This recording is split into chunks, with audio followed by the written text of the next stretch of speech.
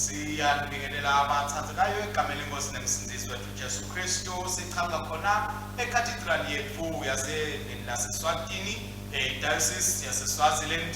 Lalapho sichanga khona eAll Saints Cathedral. Sibonga uNkulunkulu ngemvume lesiyithola kuyedini wethu lebekasolo Anglican General Babe Advent Hlanhla Dlamini. Sithokoza sibonga futhi bazalwane ngokuthi itolo ngemgcibelo bese bekubekwa yena uBishop Lomusha, umfundisi Dr.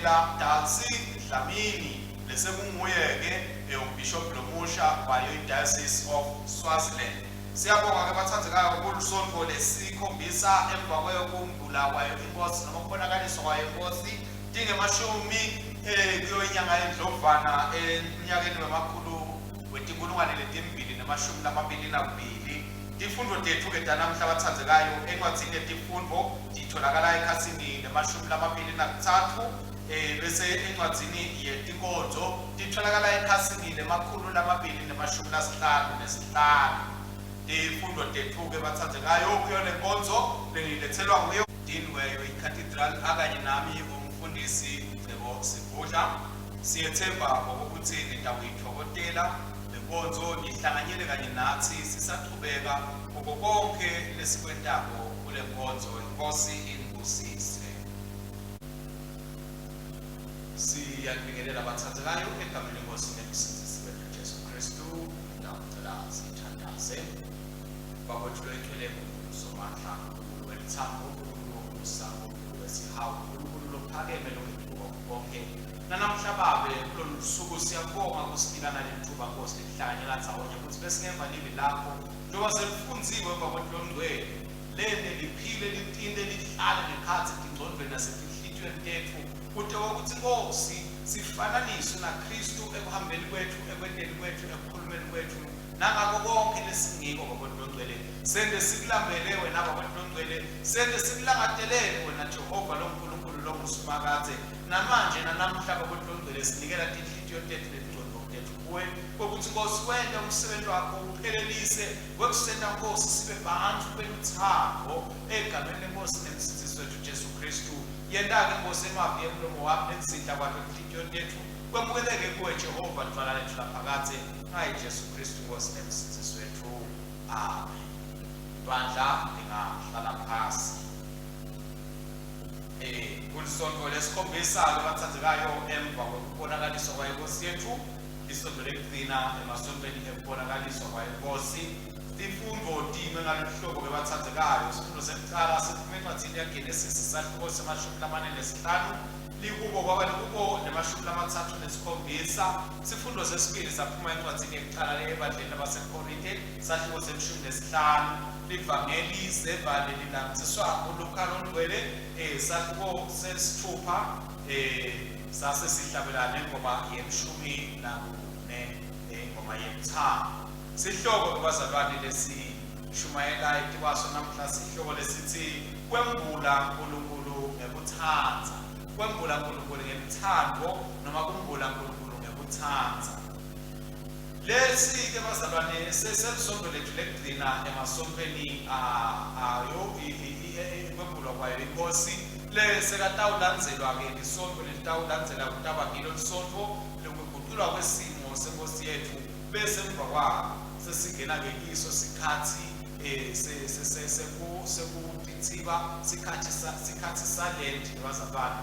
Namhla ke lesonto lekugcina bazalwane lamasonto lalapho sisebenzisa khona umbala loluhlata emasontweni alent njengoba sathi sibekene amasonto lamane embala lomhlophe namasonto lamathathu embala loluhlata.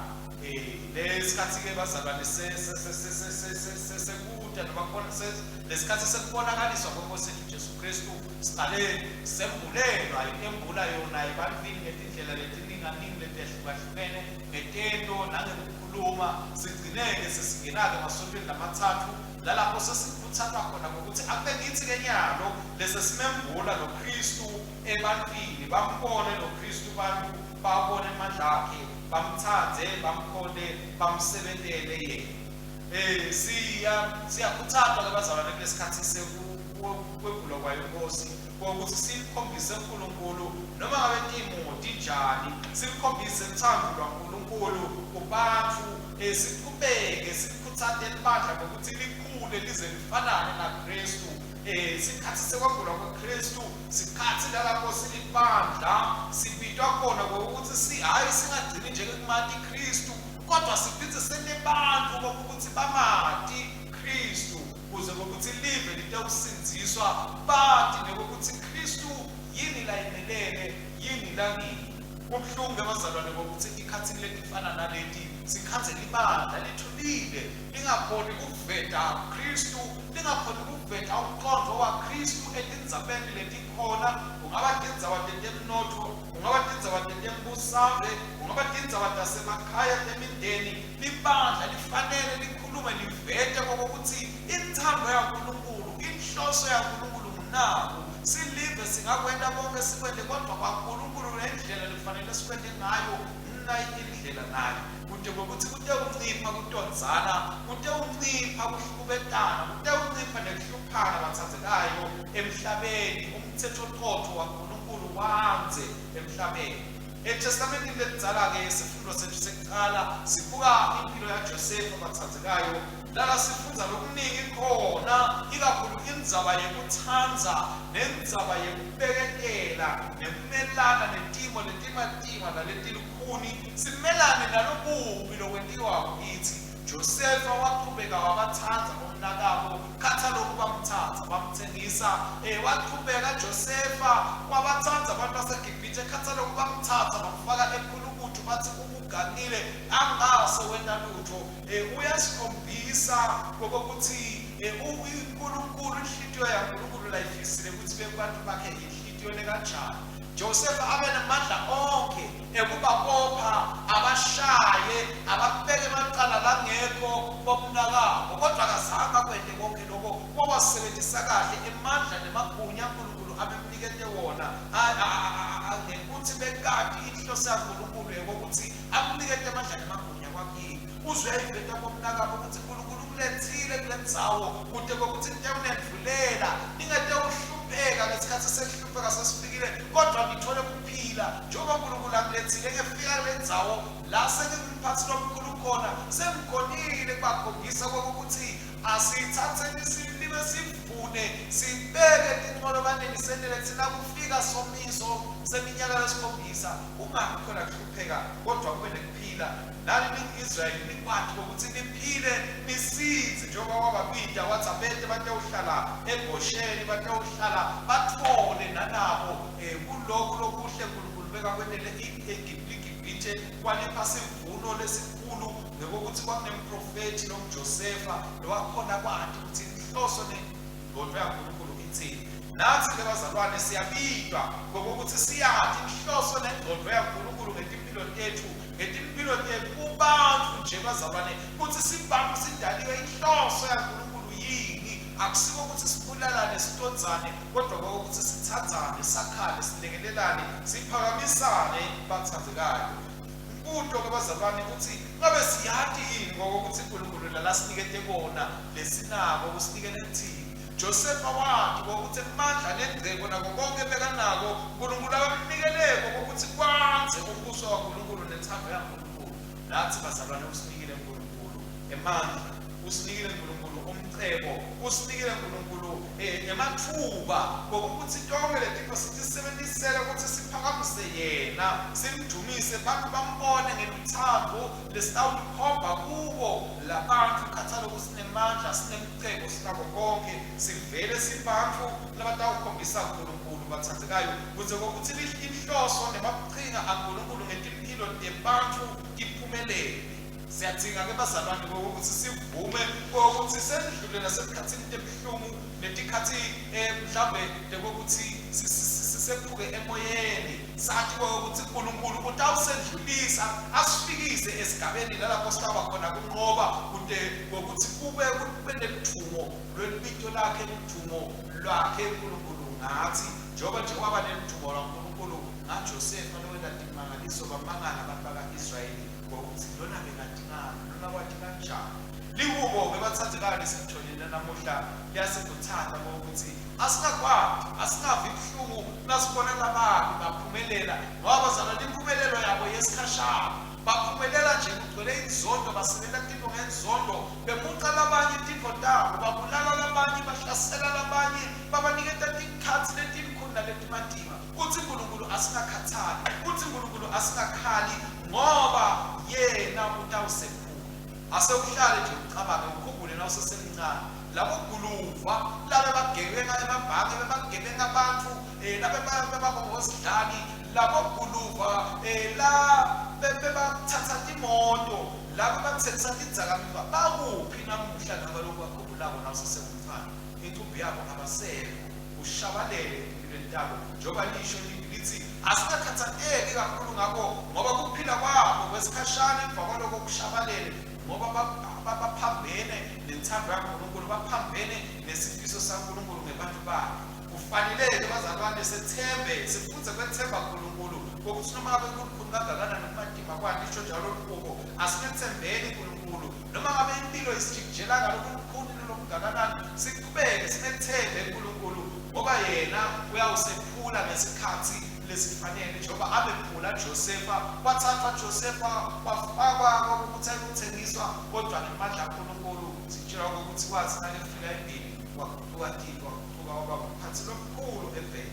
Waba nempupho Josefa ngekubekade uNkulunkulu bekafake impupho nani enhlutweni yakhe, nalapho abephupha khona ilanga letikhanyeti nenyeti ukhothama kwakhe bomnaka babazi bamkhotela. Kodwa siyabona namhla sekwenteka, sebafika vele batewukhothama kwakhe ngoba liphupho lakhe lalivela kuNkulunkulu, akalilahlanga, wahlala kilo, wahamba nalo kwaze wabona nokuthi imone edlula kinto uJosefa, edlula kinto ngoba kufuna ukuthi kufezeke iphupho laNkulunkulu ngayo.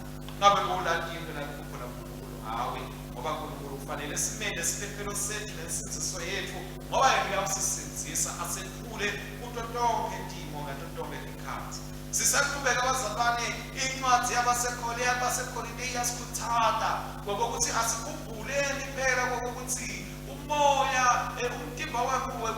umtimba wenyama sesendlulile kiwo sangena emtimbeni wenyama. Kuthethi sikwati-ke ukuthi sithandze bazalwane, sikhombise uNkulunkulu ngelithando. Sidinga ukuthi siphile sihlale sisemoyeni waNkulunkulu ngoba inyama nawutawuhlala uphile kuyo iyahamba ikhathale, iyahamba iguquke, kodwa uNkulunkulu nawuhlele kuye emoya kaNkulunkulu akaguquki. Kunenjalo lakushintsho namhla kusho ukuze kube phakathi bantu nje labaguqulako bese baguqula kuthi namhlanje usokuthile abe angase uNkulunkulu wakusho lokho bekavele akhuluma into yinye kusukela ekuqaleni kude kwenyama.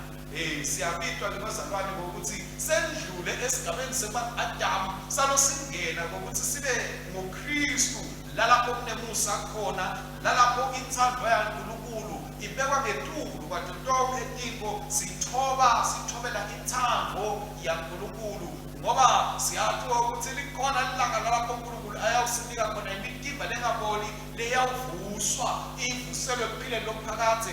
Kodwa kuze sifike lapho bazalwane kufanele ukuthi sibe bantu labakhombisa uthando waNkulunkulu. Singena-ke evangelini sesiphetha bazalwane lalapho Jesu Kristu asikhuthaza khona ngokuthi phela thine bazalwane singemanxusa ebuso kaNkulunkulu lekuletha indzaba yothando emhlabeni ngoba luthando luyadzingeka. Uyasethembisa-ke Kristu bazalwane ngokuthi akusiko kuningi, akusilo kungakanani mhlawumbe la siniketa kona, kodwa asathi ngokuthi tonke into esitawedlula kito siyawukhona ukuthi sidinqobe. Uyabekisa Kristu ngokuthi bantu mhlawumbe bayawukwenda lokwa nalokwa, kodwa ukuthi noma kulukhuni bantu basibhekisane nale badlala kanjani, kodwa thina siqhubeke sibe bantu labathandzako ngoba luthando lulwimi loluvakalako, lulwimi loludzingekako emhlabeni lolutawukwenta ngokuthi inthando yaNkulunkulu ibonakale.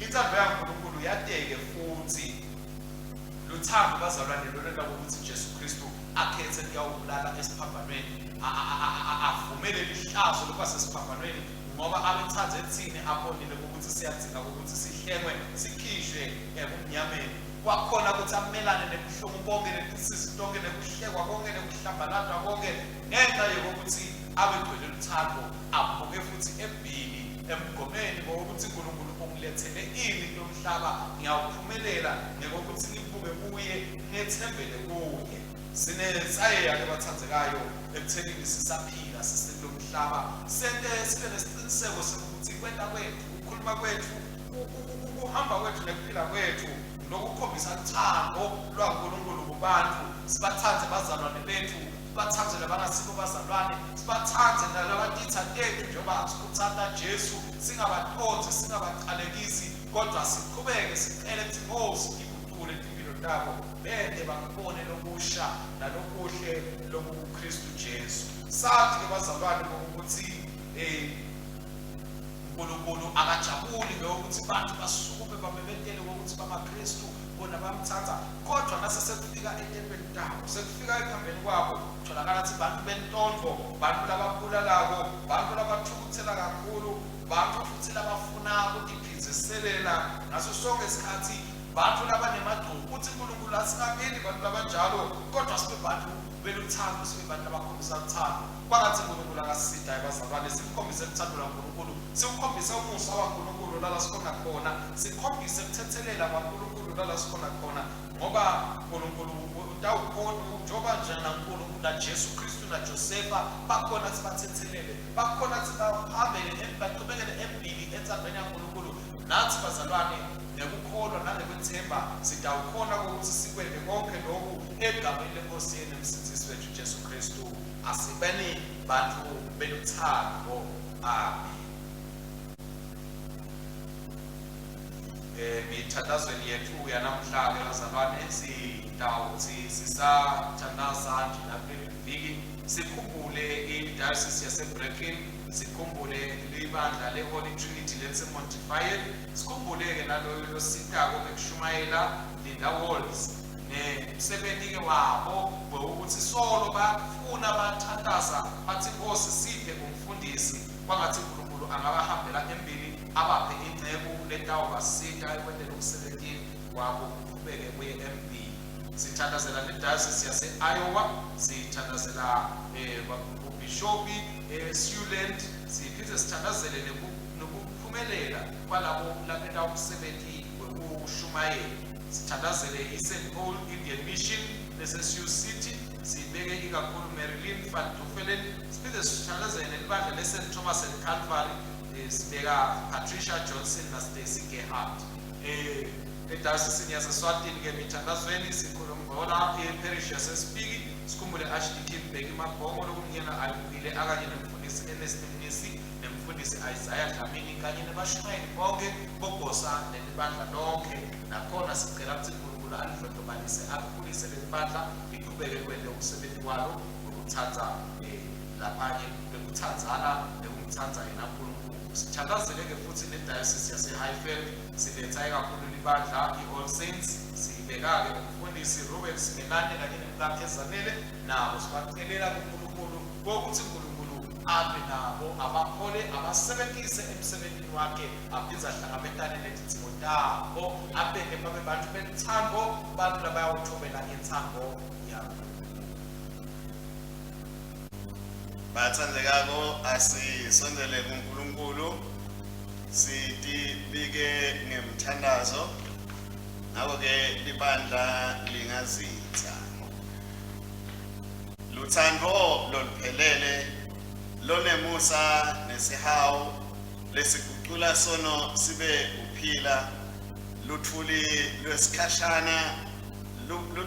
lwesikhashana lube ingadimulo yaphakathe siphe namhla lukholo lolunemusa kude kuthi njengaJosefa nakathengiswa ebugcileni simelane netilingo tethu ngesibinzi siphindze sibe sibusiso ebanganini nasetitheni ngekufana Nkosi ngemsa wakho yiva ukuthandaza kwethu Nkosi sikhondi sakho Josefa samelana nebulukhuni nebumadima kepha saqhubeka njalo sakholwa ukuthi lokuhle kuyawuphumelela siphe sonke lolukholo loluvivinye ngalendlela usigcine kude kute kutotonke tintfo tihlangane ngekwentsandvo yakho kuKristu Adam lomusha loletse litsemba emhlabeni. Nkosi ngemusa wakho. Yiva kuthandaza kwethu. Condzisa uhole umbishop wethu lomusha, uhole bonke bafundisi, bashumayeli, bavangeli netisebenti telibandla letikusebentela ngekwetsembeka kukhombisa sihawu nelitsandvo lwakho ebantfwini. Busisa yonke indzawo lapho siva khona livi lakho, semukele emasakramente akho, siphindze sikhonde bomakhelwane bethu egameni laKristu. Nkosi ngemusa wakho. Yiva kuthandaza kwethu. Sitabonge batali labaletse bantfwana babo kuKristu emantini embhabhatisweni longcwele. Ubaletse futsi labo bantfwana uye ekumkhonteni nasekumsebenteleni kute kutsi aqhubeke abatsatse etandleni takhe ababusise ngelivi lakhe. Nkosi ngemusa wakho. Yiva kuthandaza kwethu. Yena lutsandvo lwakho luphumelele kitsi Nkosi. Sihole futsi singabheki kubongwa, kepha sitsandze titsatetfu, site nalabasekudzingeni, cedza konke kutondzana nekulwa, wente kucolelana ubuse emkhatsini wetfu, njengobe ingati ya Kristu imbonya tono tetfu embi kwesihlalo sakho sebukhosi ezulwini. Nkosi ngemusa wakho. Yiva kuthandaza kwethu. Phakamisa bohulumende netiphatsimandla nabo bonke lababitelwe kutsi babukele inhlalakahle yebantfu bakho emaveni nasetiveni nasemangweni. Busisa kutsi njalo bafune umtsetfo kulungisa, kuthula nekulingana, nekutsi bavikele imphefumulo ite ute uhambe ngekwendalo yakho. Hlola bonke ubavikele, labanakekela bavikele imphilo ngekutikhandla, labo labasebentela kusivikela nalabakhulumela labahlukumetekile. Nkosi ngemusa wakho. Yiva kuthandaza kwethu. Tutabonge labakhatsatekile, philisa labagulako ngekwentsandvo yakho, uqinise ngemusa wakho bonke labo labahlushwako emtimbeni nasemphefumulweni ngekubaphilisa ngemivimbo yaKristu. Yiba nalabafako nalabanesitunge, ubaphe kuthula ekugcineni nelwati lwekutsi uhlala ukhona. Thuthuta labashonelwe tihlobo, phani bantfwana bakho, kubeketela nesibinzi sekumelana nako konke kuvivinywa ngelitsemba lelikuKristu. Nkosi ngemusa wakho. Yiva kuthandaza kwethu. Nkosi siyakubonga ngesipho selisakramente lengcwele, siphe inhlitiyo lengilo, sisalungisela kudla nekunatsa umtimba nengati yaKristu luqobo, kute kutsi ngayo sihlonyiselwe kukutsandza ngetulu kwako konke, nekutsi sitsandze bomakhelwane njengobe sititsandza. Nkosi ngemusa wakho. Yiva kuthandaza kwethu. Babe longcwele, uletse indalo yonke ebukhoneni benkatimlo yakho, uqhubeke ubonakalise indodzana yakho njengemsindisi. letha kuphola kuwo onke emanceba, uhlanganise lokwephukile, ukhulume liqiniso kuyo yonke inkohliso, uvete ukhanya kwakho kubo bonke umnyama, kude kuthi indalo yakho ite ubona inkathimlo yakho imati na Kristu babe ubuyisa tonke tintfo kanye naye ekupheleleni ngekwentsandvo nesikhatsi sakho. Uma Kristu avela nalabalele bavuswa, siyacela usibale nathi emkhatsini walabangcwele bakho, wembatsise lokubolako ngalokungaboli, usilethe empilweni yaphakathe. Naye yena loyo Jesu Kristu indvodzana yakho inkosi yetfu, lophila abusa kanye nawe na Moya Loyingcwele, uNkulunkulu munye manje naphakathe. Amen. Umsa wakho emdimeni wale indvodzana yakho loyihlangane nabo bonke labakholwako, sikeba ukuthi sibekele njengamakholwa laphila uNkulunkulu logcwele, nakuthi sikhule emthandweni emlaleleni nasekwenzeni inthando yakho ngaye Jesu Kristu Nkosi yethu, khona abusa kanye nawe naMoya Loyingcwele, uNkulunkulu munye kude kube nanini. Amen. Sikhulela kanye kanye sithi ababeni kaNkulunkulu silikela kuye Jesu Kristu Nkosi yethu, kuwese umhlatshelo philako, sibekele ngemandla bakho logcwele, sihambe sibekele emdumone Nkosi bakho. Siyawuthandaza umthandazo we-Afrika. Unkulunkulu busisa i-Afrika, gcina abantwana bayo, hola abakhona bayo, uyiphe ukuthula Jesu Kristu. Amen.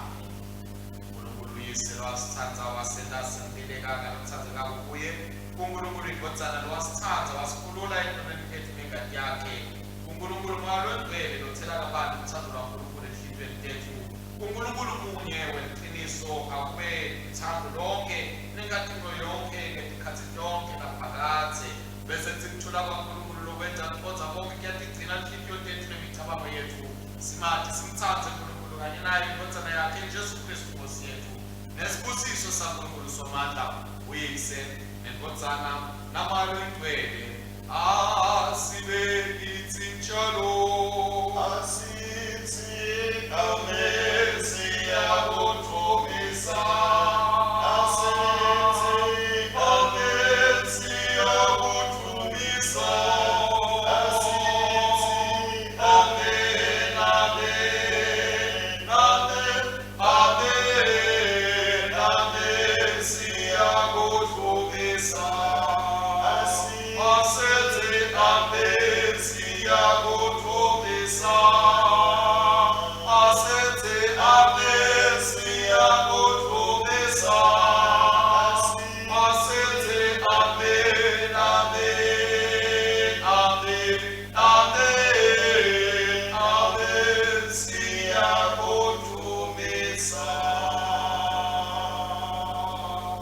Siyabonga kakhulu bazalwane, uNkulunkulu alibusise, sithokoza-ke futhi bazalwane ngoba nkonzo yethu yokuqala khona la kwidayosisini sesinaye umbhishobhu emva kwesikhathi lesenzako eminyakeni, solo sisebenza ukuthi sibambiswe nguye Vicar General akanye kanye na-Archbishop eKapa. So ukhona-ke umbhishobhu bazalwane, silungele tinkonzo tethu temgciniso, setitawubuya kugcotshwa kwabafundisi, utawubuya siqhubeke bazalwane, sibambisane kwenele umsebenzi wemandla, niqhubeke futhi nikubukela, nilalele yona leti tinkonzo, nisibhalele bazalwane lalapho nifisa khona ukuthi mhlawumbe nisichonzise, nisilungisise, noma nisixhushise, noma nisibonise inhliziyo tethu, ingqondo tethu ivulekile bathandzekayo egameni leNkosi yethu Jesu Kristu.